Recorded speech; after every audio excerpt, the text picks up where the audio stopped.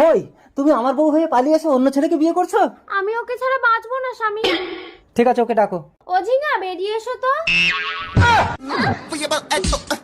আরে এ তো একটা মেয়ে, তুমি মেয়ে হয়ে একটা মেয়ের সংসার নষ্ট করছো। তুমি পারবে একটা বাচ্চার জন্ম দিতে? আমি বাচ্চা চাই না, আমি খইকে চাই। ঠিক আছে খই, তুমি ওকে সঙ্গে নিয়ে বাড়ি চলো। যেতে পারি, আমাদের একটা আলাদা রুম দিতে হবে। খই সবসময় আমার কাছে ঘুমাবে। আচ্ছা ঠিক আছে, আমি না হয় কোলবালি জড়িয়ে ঘুমাবো। চলো বাড়ি চলো। এসো, তোমরা দুজন এই রুমে থাকবে আর আমি এই রুমে থাকবো। কিছুদিন পর।